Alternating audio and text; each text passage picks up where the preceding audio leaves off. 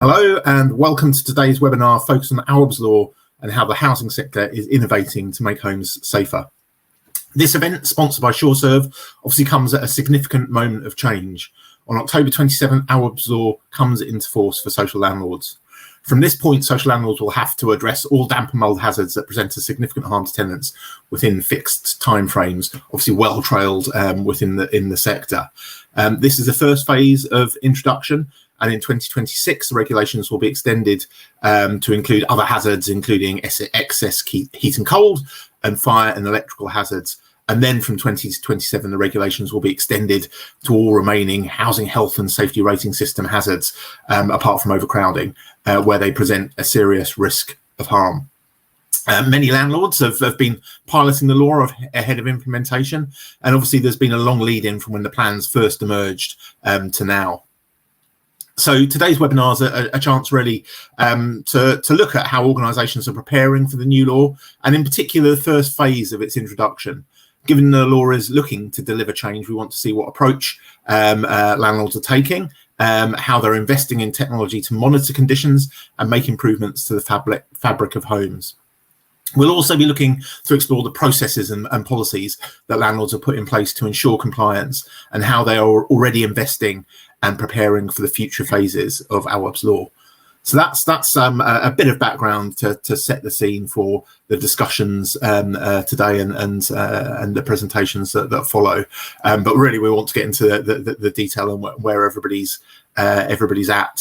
So to guide us through things today, we'll be hearing from Barry Waller, head of repairs at Poplar Harker, Joanne Hiscott, head of strategic asset management at Mould, Ian Childs, client relationship director at SureServe, and Govinda Rayat, partner and head of housing management London at Capsticks LLP. So welcome all. Thanks. Welcome to you. Thanks for tuning in today. Before we move to the presentations, we just want to get a bit of a feel for where you are as well. So we'll just be posting a poll. I'll give you a few moments to respond to that, just to give us a bit of a feel for where the room is today, and that'll help us base the questions and the discussion on that. So the question for the poll is: where is your organisation investing most heavily to meet the requirements of Awaab's law? There's a variety of options there, including staff investigations, remediating hazards, external contractors. We'll just give you a few moments to answer that poll. So I'll just give you a moment or two more, and then perfect. Right. So if we can publish the results. So hopefully.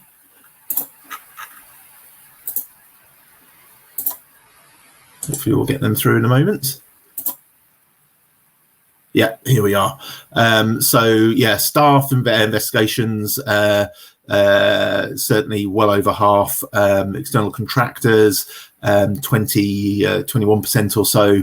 And then a mix of legal supports, resident outreach, and then none of the above. So hopefully we'll get into a bit of none of the above as we go as well, to find out what else people are doing. But it gives us a little bit of a feel about some of the top ways that you're already looking to address the introduction. So in a moment's time, I'll hand over to our first speaker, but just a reminder as well that this is the opportunity for you to ask the questions that are most useful to you moving forward. So it will be helpful to you in the day job, in your own organisations, and indeed guiding your organisation's thinking moving forwards as well. So please do use that Q&A box to ask as many questions as possible. Looks like there's a couple already coming through. Ask as many as you can, and I'll get through as many of your questions as I possibly can following those opening presentations. Speaking of which, that's more than enough for me. So welcome everybody, and Barry, welcome, and I will hand over to you for your opening presentation. So welcome, and over to you. Thanks very much, Martin. Hi everyone. So I work at Poplar Harker, and I'm going to take you through a few slides, just how we're tackling Awaab's law and implementing it, focusing really on data and also a bit about the culture as well. So just quickly about Poplar Harker, on this slide, the main takeaway from this, we've got a very local approach. We are lucky that all of our stock is predominantly in 1 square mile of our base in East London. And we've got obviously staff on site every day, which helps us try and address and tackle the new Awaab's Law requirements. So in terms of our strategy, we are really looking to move from a reactive approach to more proactive, which I presume a lot of people are doing as well. So we're looking at that predictive data, how we can obviously gather information on our homes and where our residents are living, how we can prevent it, and that's a long-term solution now, as well, not just an initial reaction. How can we prevent obviously any issues occurring in the future, and making sure that we comply with the new legislation and the timescales outlined in Awaab's Law. So in terms of data, we have lots of data that we're gathering. It is how we use it. Some of the main things we put on this slide, we work with SureServe, who carry out annual gas safety checks for us. So as part of that, the engineers will complete a damp and mould survey to capture information and alert if anything picks up on an annual basis. We are partnering with ACO, and we're installing devices to remotely monitor our home in terms of humidity, alerts for damp and mould, fire safety. So those devices are being rolled out across our stock. Currently, about 80% of our homes have devices installed, and we're gathering the data. And we're trying to complete all that later this financial year when all of our homes have those devices. We're installing those devices when the property becomes void and when we're doing planned upgrades or as part of our electrical testing programme. We're also running our own property MOT inspections. That's where we have our property inspectors out on the estates, and they're undertaking inspections of our homes. We are trying to target particular, what we call our silent residents. If we've had no contact from resident report repairs previously in the last couple of years, we obviously try and target those individuals to get into the homes and see the condition. Other information we're putting together is our stock condition information, our repairs data, our EPC data, which gives us a holistic view of all our properties and how to address and focus our investment. In terms of the resident voice, obviously we're capturing complaints, feedback, consulting with our residents about how we deliver our services. That continues. So obviously any trends in complaints or repairs and feedback, obviously we try and target homes from that. We're obviously, as I mentioned, at Harker, we've got a very local approach. All of our stocks are in that 1 square mile footprint. And obviously we've got very contractors been here a number of years with us and staff as well. So we're using that local knowledge, where our stock is, where the issues are, the type of architecture we've got, and that's helping us tailor our service delivery. And finally, in terms of data, we carry out healthy homes assessment. We partner with a contractor called Zach Carbon, and they undertake a healthy homes assessment. They attend, they pick up any repairs that are needed, they arrange a wash down and a treatment of any mould, and there's also an education piece with our residents about follow-on works and educating the residents about how best to sort of manage their home. So that's how we're obviously data-led in terms of our approach. Final bit I want to speak about is the culture.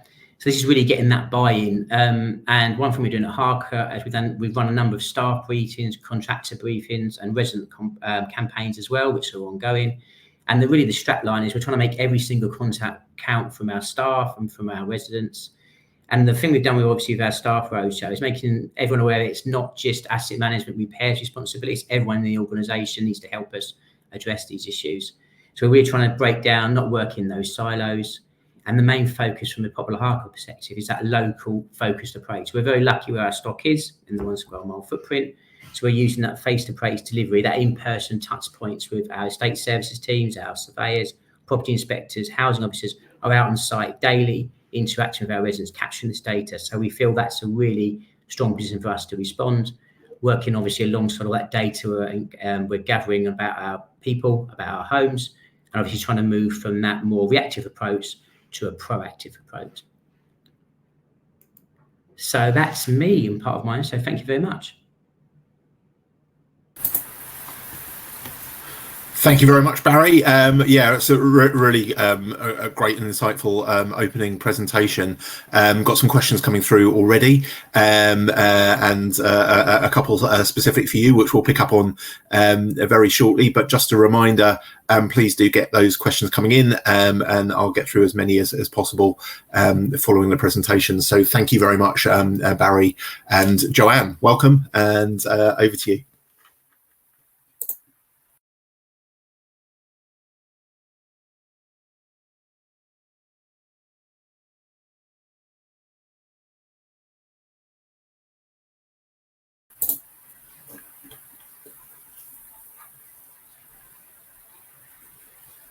Hi, Joanne. I'm going to risk talking over the top of you. Apologies if I am.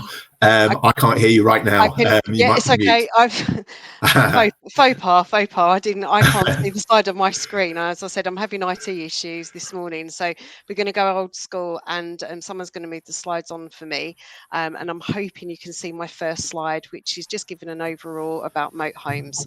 The first slide is up, and I can hear you loud and clear now, Joanne. So I will shout again. Let's start. So I was going to say, time flies when you're having fun. I first did a presentation back on behalf of Inside Housing in March 25, so earlier this year, and thinking, my God, October is such a long way away, and here we are, and Awaab's law is now coming into force in the next couple of weeks. So just general brief overview about moat homes. We have 14,000 just over 14,000 general needs homes. We have a mix of shared ownerships and leaseholders, and we operate in the whole of the southeast. So a big footprint for us to cover. So if you could move on, please. So back in March 25, and this is a slide, I'm going to show you a couple of slides that I presented then, just to reinforce the sort of things that we had done already as part of getting ready for Awaab's law. So we had set up the task force, we had done a gap analysis, we'd redesigned the damp and mould case, training for all staff, damp and mould scrutiny panel, we did an annual campaign and giveaway for customers.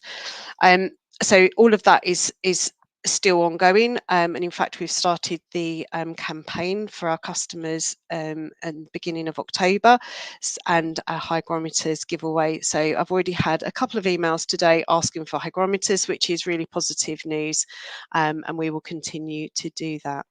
So back in March I spoke about, if you can move on to the next slide please, I spoke about the issues that we have faced in trying to get ready for Awaab's law, making sure that we are prepared.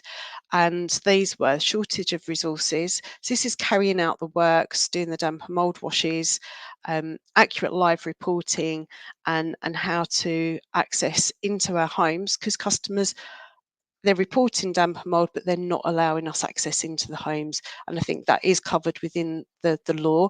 And it's about how we are dealing with that as a housing association. If you could move on, please. So where are we now in October? So we have done a lot of work and in answer to some of the issues that we have been having. So we have made further changes to our dashboard, and I'm not going to show you all of the dashboard in the presentation. I have got a couple of slides, but I am able, if you do want me to share that in more detail, happy to do that afterwards. So we made changes to the dashboard, and we've incorporated a specific slide that shows us how we are doing on Awaab's law, so making sure that we are compliant. So that's a really good understanding of where we are. We've updated our damp and mould policy. We've updated it twice now. So we in 23 we introduced the damp and mould policy. We then subsequently changed it through because we had some customer engagement. We updated it, and now we've updated it as of this month. We're just about to sign it off, and that is so that we can incorporate the changes within the law and making sure that it is compliant, and it is, as the Ombudsman have said, it's not just, and the regulator, it's not just a bolt on, it is within the whole policy.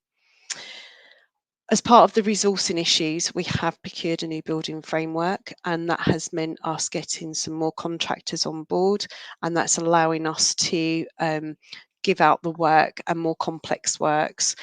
This has probably been our biggest struggle, is to get the works completed within the time frame that we need to, and we are striving towards that. And one of the major changes that we have made, and we went live on the 29th of September, is we moved all damp and mould visits to our responsive repair contractor, Mears. And the reason we've done this is because we were finding that a lot of the damp and mould cases and the surveys that we were doing was taking a lot of time, and it was stopping us getting the mould washes done. So what we've done is, by moving it to our responsive repairs contractor, they go out, they do a survey, and they do the washdowns then and there. So one, that negates the issues around access, and it helps us get the times down a lot quicker. So as I said, that's very new. We've only just been live just over a week, and so far, fingers crossed, it seems to be going quite well. Yeah, we probably will need to tweak it as we go along, but so far it's going quite well. The last thing we have also done was with regards to the live reporting. We had issues with getting feedback straight away from us, back to us from the contractors. So we actually knew where we were with each of the stages. Has an appointment been made? Our work schedule, what works are being done? Now we've done a lot of work over the last few months, thanks to our fabulous IT team, and we've now got full integration with our contractors who are carrying out the work and with our main contractors, so we can see in real live time where we are and if there are any barriers holding us back. If you can move on to the next slide, please. So this is just our first slide from our dashboard. At the moment, you can see we have 600 live cases. Back in May, I would say we had 1,200 live cases. So we've worked so hard over the last few months to get these cases down. We're in much better position than where we were before. And we've been doing this dashboard for 2 years, so we have got so much data, and it's been absolutely invaluable to us. It goes into a lot of detail. We can now starting to be more proactive. We can now see what types of homes are now suffering the most from damp and mould, and we can now contact those customers and start finding out what their issues are. Why are you having this damp and mould? And if you can go on to the last slide, which is, I just wanted to show you the slide that we have done, which is purely for Awaab's Law. So our board wanted assurance on where we were with Awaab's Law. And this is where we are with it. So it means that we can follow and look at every single element of that. So we can say, okay, are we investigating it within the right timeframes? Are we sending out the reports? How long are we waiting for works to be completed? So this has been really invaluable to us. It's not perfect, and but we are striving to get that a lot better over the next coming few weeks and couple of months. So we are on top of it. And that's it. So hopefully that will give you some help. Lots of help. Yeah, thanks very much. That really fascinating. I'm scribbling away there, and loads of questions coming through already. So yeah, thank you to everybody who's tuning in. Do keep them coming, and I'll get around as many as I possibly can following the opening presentation. So thanks so much, Joanne, and Ian. Welcome. Good to see you, and over to you. Thank you very much. Good afternoon, everybody. I'm going to start with a slightly contradicting piece where the title of our first slide is Awaab's Law and Beyond, but we've actually been working with a number of partners well in advance of the law coming in, both Poplar, Harker and Moat.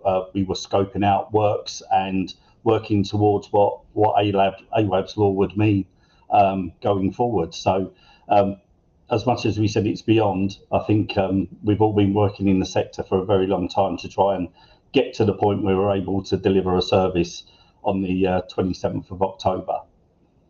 So I just wanted to start with a little bit about SureServe. We're a trusted partner for social housing public sector, and we essentially deliver heating, energy savings and compliance solutions. We're also working with clients on decarbonisation, prioritising safety, integrity, and we have respect for customers, employees and residents. We have many decades of experience in delivering essential compliance and energy services in the public social sector, and we're committed to the quality, safety and compliance of the work we do. We're focused on alleviating fuel poverty and enhancing resident wellbeing, and we're committed to ensuring that properties remain resilient, sustainable and compliant. So appreciate we're talking about Awaab's Law and HHSRS, which I'm sure you're all well versed with, but introduced in 2004, the government put in a risk-based evaluation tool to help housing providers identify potential risks and hazards to health within the dwellings that they owned and looked after. And with Awaab's law coming in, clients are now required to report on new regulations and enhanced regulations, introduction of additional requests from the regulator. We've now got identified future timelines for further changes. And we also looked with our clients to scope out supporting them in that changing landscape. So I think Barry and Joe really hit on a few points there where we've been working in collaboration to try and look at how we can support our clients and the customers that live in their homes with regards to the new inspections and the new regulations that are coming in.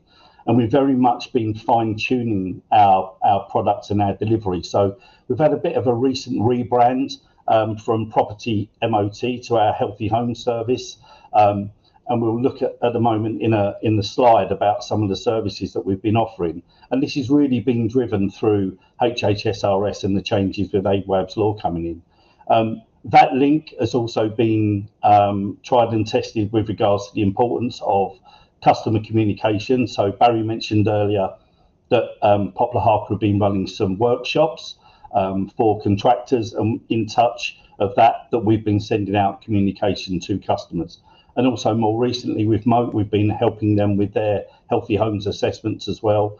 And really what we're looking at is us as a service provider, how we can support our clients with the changes that are coming in. So this slide, apologies, it's a little bit busy, but hopefully you can all see that. And obviously I'm sure this will be shared afterwards. So our Healthy Homes Guide is really being driven by a Property MOT survey, and it's designed to provide a comprehensive evaluation and a compliant evaluation to help with safety, security, efficiency within the residential properties that our clients own. And how it helps is it helps clients, housing associations, local authorities to maintain compliance. It provides proactive insights into property conditions, minimises risk by identifying potential issues early, and it ensures property aligned with sustainability and safety standards. And really what we were looking at was something that Joe picked up on, which was access issues. And as we know, working in the sector, the only contractor that is guaranteed to get through the door every single year is the gas contractor. So we were well placed to help and assist our clients with the delivery of this service. And how we're conducting the majority of it is we're conducting it as part of our routine gas service and maintenance inspections or new boiler installations. We're providing detailed visual assessments and reports on that. And we're using technology to capture images, short videos, observational data, but we're also tuned in with the IoT that Barry mentioned through businesses like ACO, where we've got devices in certain properties that we're monitoring and maintaining.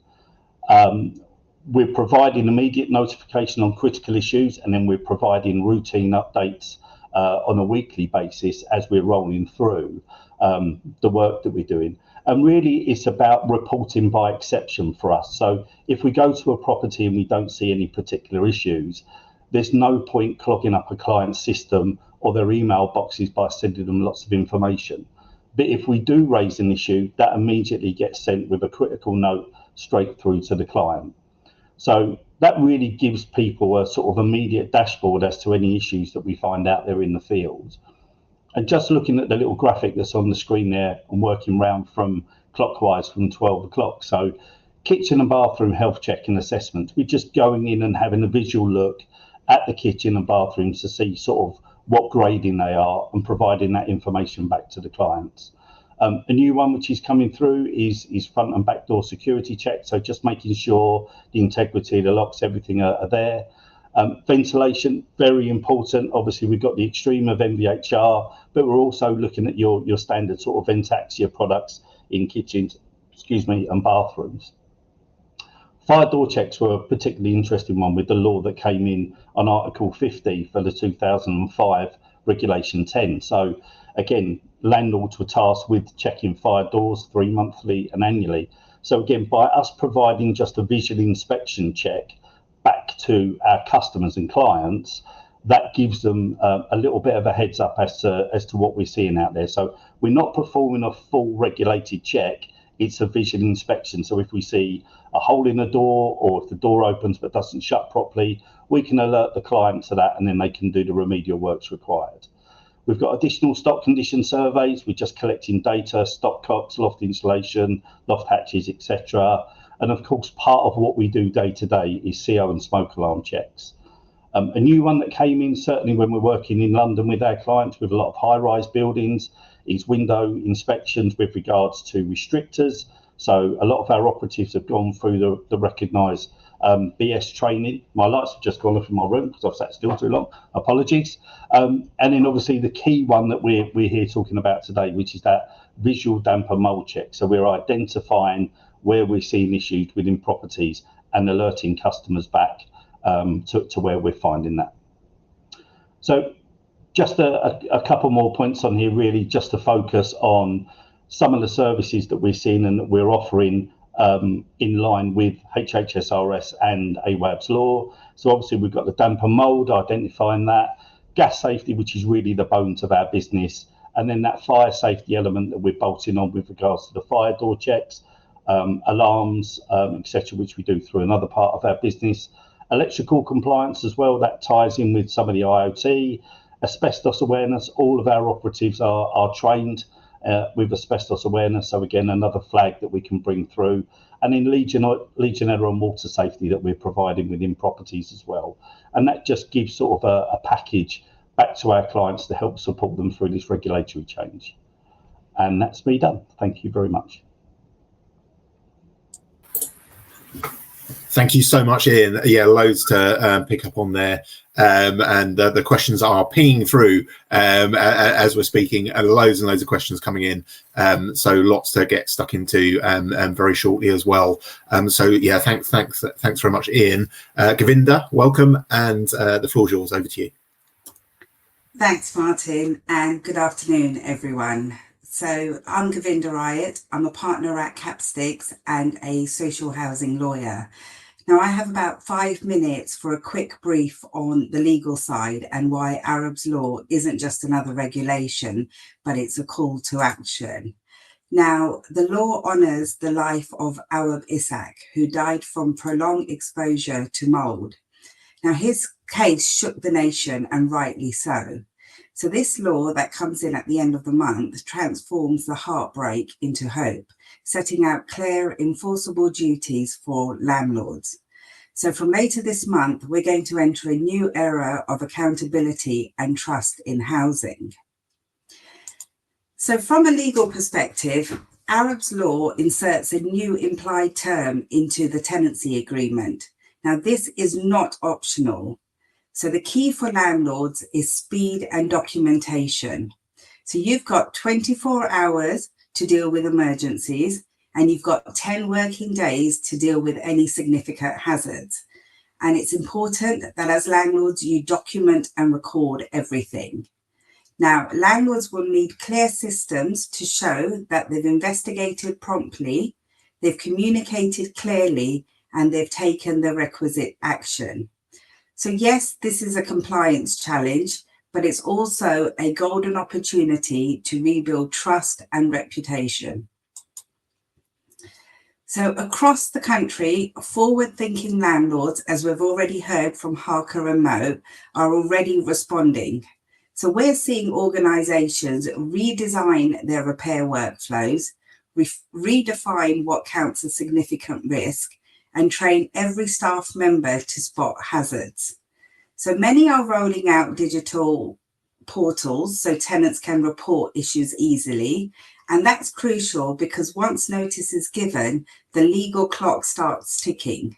So this is about creating clarity and not chaos in how we manage homes safely.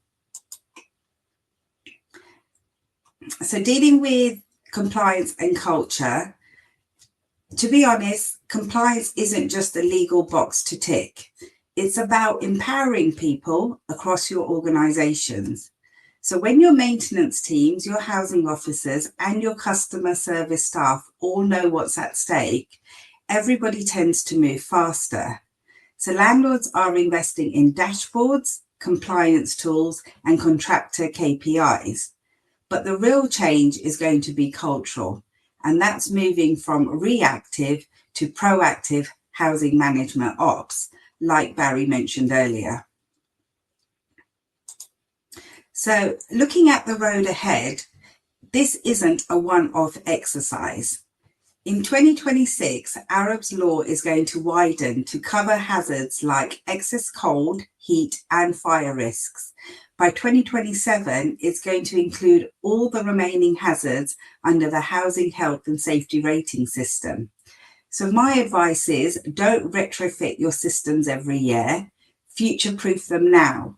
Build flexibility into your policies and into your data systems so you can easily adapt as new requirements come in over the next couple of years. Now, every new law carries risk, but this one also carries a massive opportunity. Yes, failure to comply is going to lead to legal claims, fines, and serious reputational harm. But landlords who are now leading on compliance will gain something that's priceless, and that's trust. So quick professional responses will reduce complaints, it will also cut costs, and it will also improve resident satisfaction. So in short, doing the right thing legally now will also be the smartest business strategy for any housing provider. So in a nutshell, this is your legal roadmap for Awaab's law. Step 1, run a gap analysis. This means take a hard look at where your current systems fall short of the new legal standards. Step 2, make sure your contracts and internal policies reflect the new implied term. And step 3, define risk thresholds clearly so staff aren't guessing how to respond. And don't forget communication. Tenants who feel that they are heard are less likely to escalate issues resulting in legal proceedings. Now, remember that compliance begins with clarity, and that's clarity in law, processes, and purpose. So, in conclusion, I just want to reiterate that Awaab's law reminds us of what we do and why we do it, and that's to provide safe, healthy homes for every resident. Now, as landlords, you're not just complying with legislation, you're shaping a legacy of accountability and care. So my advice is to turn compliance into leadership, obligation into opportunity, and regulation into real change. Because when we get housing right, we get communities right. Thank you for listening, and I'm going to hand back to Martin.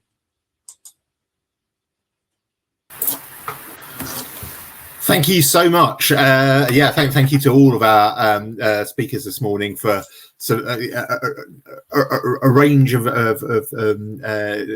input in different areas and insights, and lots to kind of pick up and take away on. There are so many questions that are flying in. Do keep them coming. I will try and get through as many as we possibly can. There are a lot of them, so I'll try and group them as much as possible into different themes. There are questions coming through for specific speakers as well on some of the issues you've raised. Thank you all so much for your engagement. We'll try and get as many answers to you as possible in the 25 minutes or so that we've got left. So I will crack very quickly on. Possibly what I'll do is Barry and Joanne, you had a few moments to relax, so I'll bring you back in first. Actually probably a question for both of you. There's a question from Andrew. There's been a couple of questions along these lines. Andrew's question, thanks for your question, Andrew. For Barry, what is the main barrier of moving from a reactive to a proactive approach to property maintenance? So obviously you were talking in your opening presentation about looking to move from one to the other. Easier said than done, I am sure. I'll start with you, Barry. That question from Andrew about how you do it and what the main barriers are. Yeah, it's easier said than done, as you said, Martin. Some of the barriers, data is so key to us, but data is a challenge for us as well. There's so much data we're capturing in our homes. So it's how we use that data sort of to shape the services and invest in our homes. So we're trying to do that switch. So I say we've got our ACO devices who capture all the information in our homes and the sensors. There's a lot of data and alerts coming in. So it's how we use that information correctly so to be more proactive rather than reactive. So one of the barriers, so plus as well, is the data. Obviously, I think Joe touched on it a little bit as well. Access is always an issue with our residents to try and obviously get access to our homes. So we're getting quite good at getting the information reported, but sometimes follow-on visits is harder to get access. So I would say the main things for us are that data, the wealth of data we've got, and making sure we focus and use it correctly. And the second part, I would say, is the access into our homes, working with our residents to ensure we get access promptly. Thanks very much. Cheers, Barry. And Joanne, I'll bring you in on the same question. So the main barrier of moving from reactive to proactive and how you're overcoming them. Yeah, so I think agree with Barry is access. We have really struggled with access, and to the point where we've even broken down where the access difficulty points are, so we can now see whether there's an issue with access due to a survey that customers won't even let us in to do a survey, or whether they won't let us in to do follow-on works. So we've now got a clear indication of that within our dashboards. We're also trying to be more proactive as well. As Barry mentioned, we also use eco devices, and we are being proactive. So as soon as we get a notification of high risk, we are contacting those customers. We're also in the process of building, and it's just in the final stages, a new dashboard which links in, and it goes beyond damp and mould, it goes way beyond that. It looks at high risk homes and customers.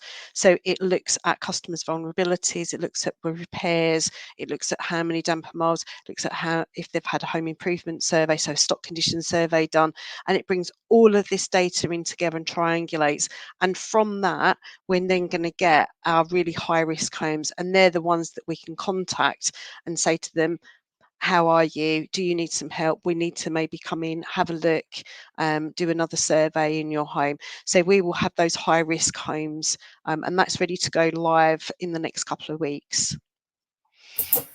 Brilliant. Thanks very much, Joanne. And actually, while we're on that subject, Ian, I'll bring you in on that original question in a second. But while we're touching on that dashboard, question from Rochelle: is this dashboard via a software program or something that Moat developed themselves? What dashboard do Moat use? So yeah, there are a few questions actually that came through about the dashboard and this developing dashboard. So yeah, a bit about how you've worked with that.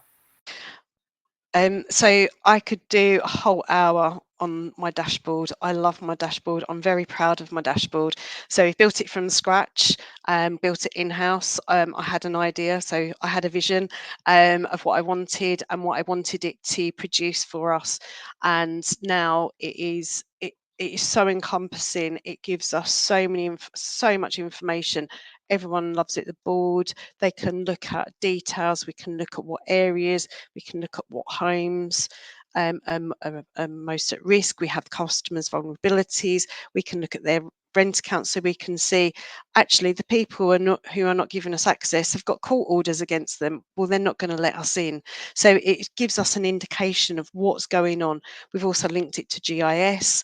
We can look at if there's hotspots, and we can track it, inactive, active. I can spend a whole hour just going through the dashboard. It's in a lot of detail.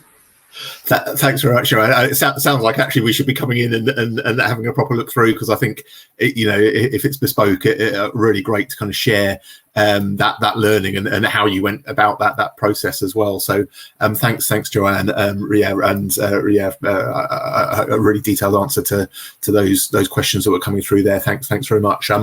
Ian, I'll bring you back in on that first question, and obviously do respond to the second as well if you want to come in on that. But yeah, those kind of barriers of moving from reactive to proactive approaches, and actually is one of the barriers in any way a reluctance to look too deeply because it triggers things. So I mean, is that something you're coming across at all? Yeah, I think we've always been a very reactive industry, certainly on the gas compliance side. We do our annual gas servicing, but obviously if there's a breakdown, it's a very emotional thing for people not to have heating and hot water, so we react to that very quickly. So I think some of the methodologies that we've put in working with clients is around planning, you know, and education as well. I think we've been, as an industry, and I'm talking from a contractor perspective here, not client perspective, that we've been very quick just to load work onto engineers and not appreciate the skill set that they've got. So what we've actually done this time with Awaab's Law, we've built a bit of a presentation which we've delivered out to our operational managers, which they can then cascade down to our operatives out in the field, just really to tell them why we need them to gather this information and engage with them in regards to the change in regulation with Awaab's Law. And we found that really powerful, rather than just saying, right, you need to do another form on this report, and I'm going, no one's telling me why. We've taken the stance now to engage and progress with that. So that education piece has really brought our external field staff into the investment of delivering the work. There's several ways that we're doing it, obviously mainly on gas servicing, and we're taking the anniversary date and we're providing that information, but we're also doing standalone visits for clients as well. And Joe mentioned, you know, some of the healthy home stuff that they're doing. So we've got some work that we're doing with mould at the moment to just help, you know, sort of get ahead of the game really to push forward. But time is also the concern. You know, we plan our guys' days around gas servicing. So the more information we have to gather for a client within a property, the more time it takes. So we've had to really look at our profiling and understand, you know, how many more operatives do we need to be able to deliver the gas compliance work, but also the healthy home surveys that we're doing. We've been working really successfully with both Moat and Poplar Harker and a number of other housing providers. And I think it's been really key to work in tri-partnership. So, you know, as much as we can deliver part of the remedial work, we're not specialists in certain areas. So it's alerting the client as quickly as we possibly can, so they've got half a chance of getting their other external day-to-day contractors in to carry out that remedial work. So I think the barriers really, you know, access, we deal with that every single day as gas contractors. So it doesn't phase us as much as it might do others. But I think it's key that information transfer, getting that across as quickly as we possibly can. And we've been doing that for a while now. So hopefully when the 27th of October kicks in, it will be business as usual, and we'll just continue running. Thanks very much, Ian. Really detailed answer. And Govinda, I'm going to bring you in next. A couple of questions about disrepair claims. So a question from Daisy: do you anticipate Awaab's Law will have any impact on housing disrepair claims, either in the nature or the volume? Will the increased statutory framework actually reduce the number of claims? And a question from David: what about claims farmers and damp and mould claims? Are housing associations lobbying the government? I might bring somebody else on this, but lobbying the government for the reintroduction of legal aid for housing disrepair damages claims? So a couple of questions, but certainly what impact do you anticipate it having on those types of claims? Thanks, Martin. Yes, absolutely. We're going to see a huge increase in claims, especially because of the tight timelines in which you know, hazards need to be dealt with. And if they're not dealt with within that time, I can see solicitors issuing letters of claims and then proceedings pretty much immediately. What was very interesting is a couple of weeks ago, the Solicitors Regulation Authority actually put out a notice in advance of Awaab's Law, because they too are anticipating an increase in claims and also claimant farmers. So they specifically said that if they found solicitors firms going round door knocking, trying to incite claims, they're going to take action against them, which I think is quite a really good positive thing, because we see that happening anyway. It's been happening for years, if not decades, but I can see it gearing up a lot more. Thanks very much, Govinda. Just scribbling that down, and yeah, worth flagging that more widely. Thanks so much. Where are we going next? Joanne, I'll bring you back in, I think, and Barry, I'll give you a 2-minute warning. So a question from Emma. Great and informative talk so far, thank you. The focus so far is about damp and mould understandably, but I would be interested to know how organisations are preparing for broader HHSRS issues. I knew I'd stumble on that eventually, that fall under the law. In particular, but not exclusively, challenges with timely 24-hour decants, resolution. We talked about access issues a little bit just there, related to the personal hygiene category. But yeah, so that kind of range of other issues coming forward, which we've touched on a bit. But obviously, I guess that kind of stepped preparation and where your thinking is with that. So, Joanne, I'll bring you in first. If that.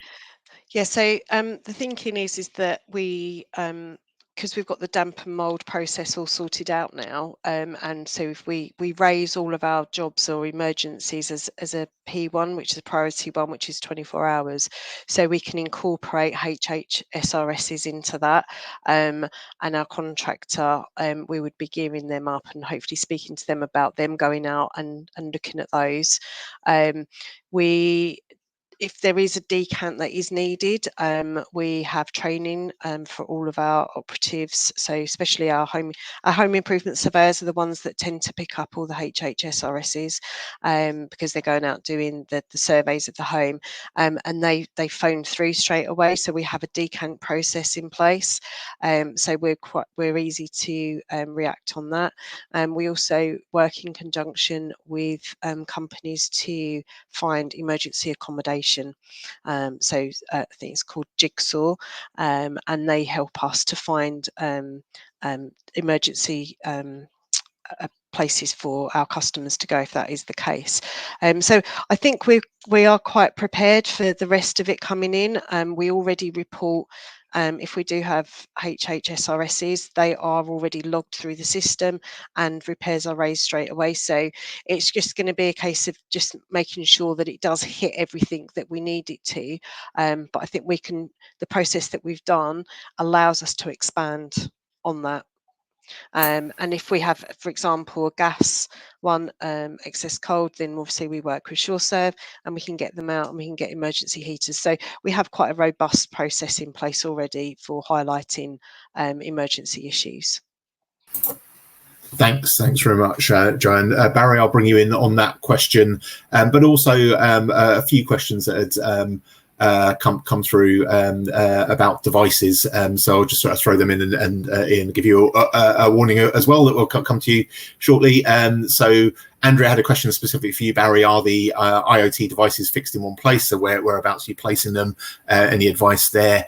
And what types of devices are SureServe leaving in properties is the other question. So yeah, what types of devices, where are they placed? Some quite practical advice. So Barry, over to you first. Yeah, so we with ACO, we've got a hub. So there's a sort of a home hub that's installed. That's normally the best location they can find, but obviously the sensors are put in places like in all rooms, for mainly what we're doing. So we've got a kitchen, bathroom, in the bedrooms as well, and they all link up. The main thing, it always links to the fire alarm system as well. So there's a little network that ACO do, and those sensors release. So we're installing them. It depends, obviously, how many rooms there are, but they are rolled out and installed based on that. Thanks very much, and Ian, the same questions, and so where and what type, yeah, I think yeah, the kind of nature, because there's quite a few questions along those lines, the nature of what's being installed. Yeah, just picking up from Barry, really. We're using the ACO with the gateway. It's also linked in with the chosen boiler manufacturer as well, so they've also got a gateway that we've installed. So we're getting sort of two lots of data back. Mainly the environmental data will go directly back to Poplar Harker, but we've got a feed in so we can sort of monitor the boiler performance as well. So we're getting some information back. If people aren't using their heating, for example, we can flag that back to Poplar Harker for vulnerabilities. And I think that really ties in with Awaab's law with regards to the, there's a big piece and explanation around the level of vulnerabilities and how that's also going to be phased in, like Govinda said. It's not just that day-to-day sort of stuff that we're doing. We've got to start looking at the living conditions and the vulnerabilities of the residents that are living in the property. So, if we've got access to environmental sensors, which do a lot more than just heat and smoke and CO, then that's going to start to build that picture and profile, which is going to allow us to help the customers in their homes.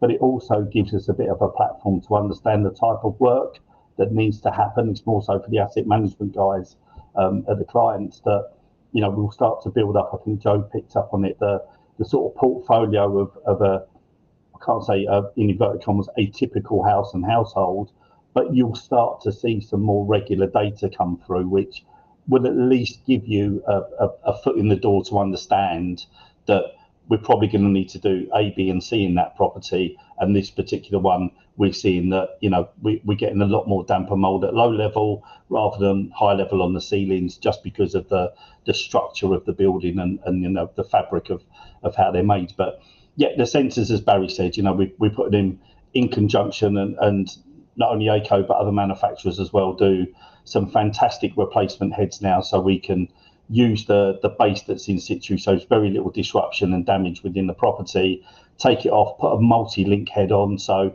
it's like a 3-in-1 head really. So we're getting information back, but B, we've got that safety and security for smoke and CO as well. Thank you. Sorry.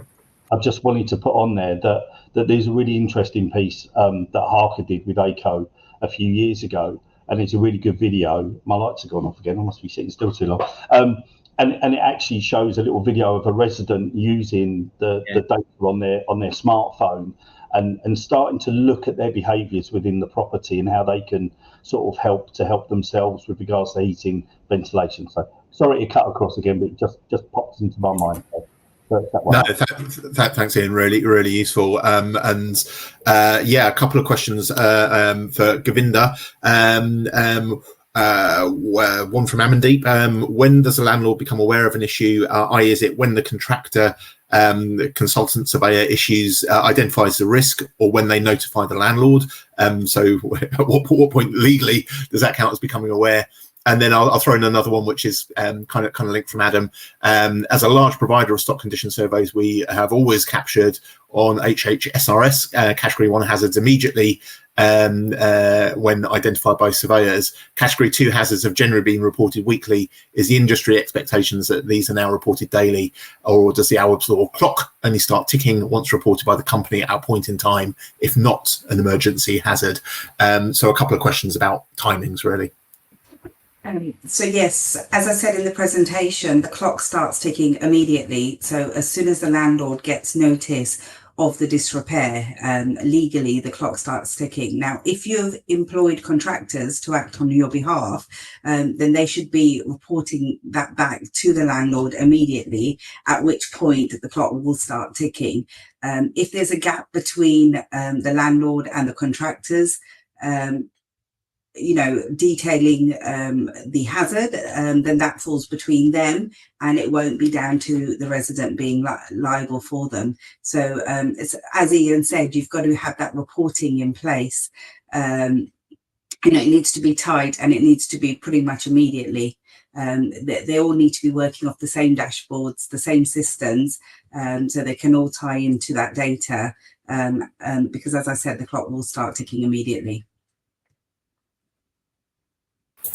Great, thanks very much, Govinda. And actually, one other question I'll throw in along those lines. I'm scrolling. There's quite a few along those lines, so I'll try and address as many as possible. Specifically, is a housing association entitled to refuse to inspect at weekends? So, yeah, are there any off periods?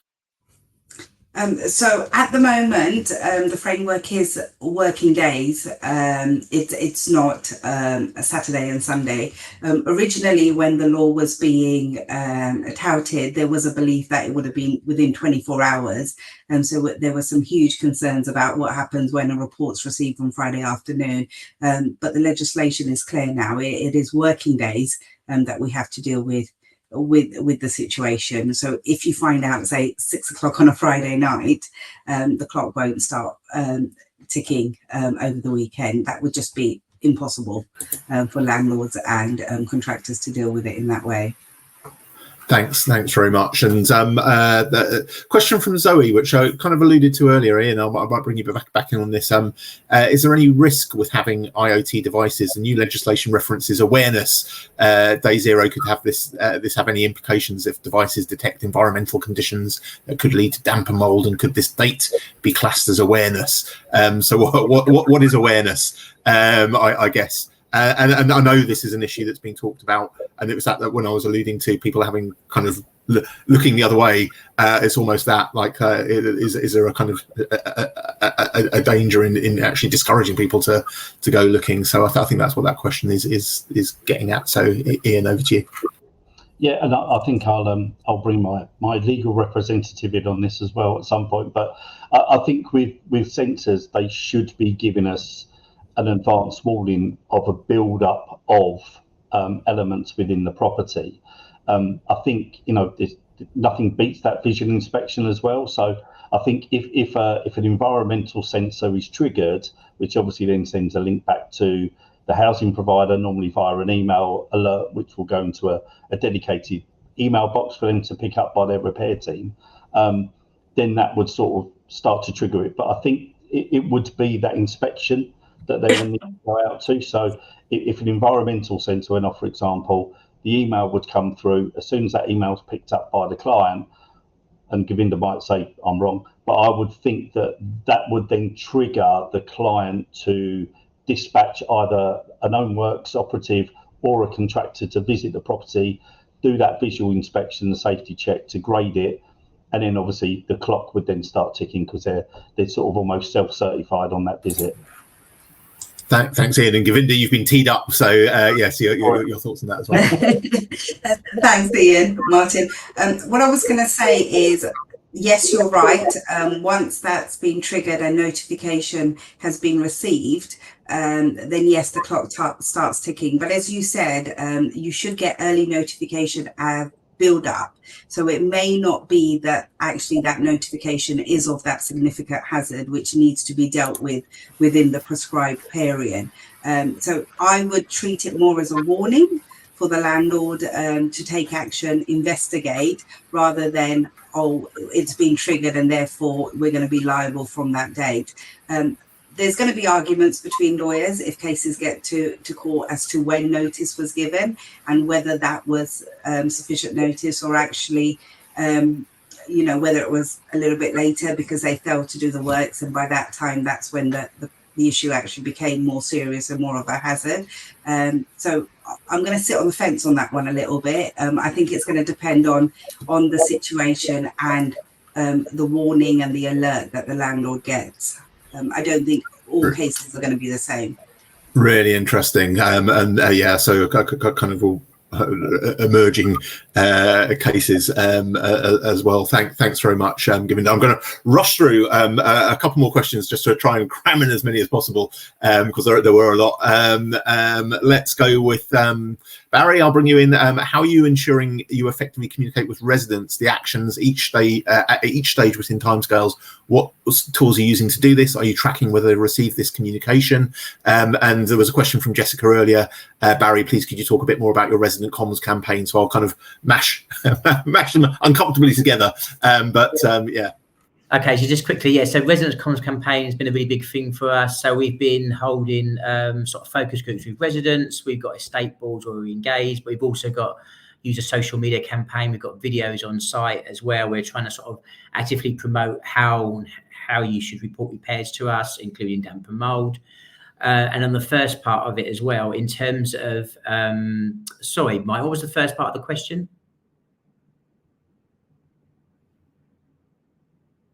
Oh, you're on mute, Martin, sorry.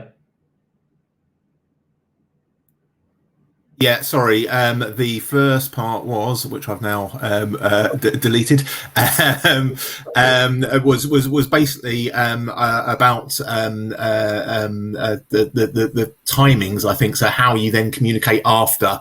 Sorry, I'm going to paraphrase really badly because I've deleted that one now. How you then follow up after.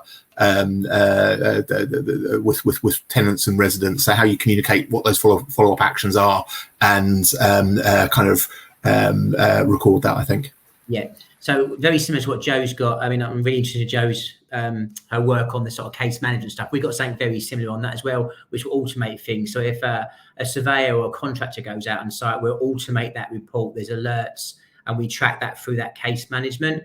We've got a sort of a resident portal that our tenants can access as well. Not everyone's got access to that, but we'll also send links to that as well, upload the reports from it as well. So we're trying to automate as much as possible, Martin, to make sure we achieve the timescales. Thanks, Joanne. Yeah, absolutely. I was going to say, so what I was going to say is when we did the case, everything is automated. So the surveyor's report, everything goes back into the system, so that there's you've got no chance of misinformation going back in. Yeah. It updates it in live time, and also the reports can be automatically sent out to customers. So that's really important for us, and that shows that that we then won't be able to miss that deadline, because it's automated, and that was really key for us. We needed automation. We didn't want to rely on people. Thanks very much, Joanne. And very quickly, one last question, Stephen, Joanne. What data do you capture RE failure modes? What's causing the damp and mould? So I'll round off on that and a very quick answer to that one, if that's possible. But yeah, thanks. What's causing damp and mould? We have. I was going to say it's down to the surveyors, so they will go through and they will identify, and then the triage system is that MERS go out, they identify it, and if it's more complex, we get a surveyor out who does a more in-depth analysis of what's going on in the home. Thank you so much, and thank you for the brevity of the answer as we just tick over at 1 o'clock. Thank you very much to our panel today. Thank you all for tuning in as well. So many questions coming through. Hopefully grouped them together and got through a decent cross section of kind of practical advice, legal advice, a bit of a mix. Thank you all for very active participation in today's session. Hopefully that's answered a few of your really practical questions and given you some tips to go away and prepare with. Thanks to all of you. Thanks to our panel, and thanks to SureServe for making today possible. Really enjoyable discussion and a really important one as well. All that remains for me to say is thank you, and see you all next time. Thank you.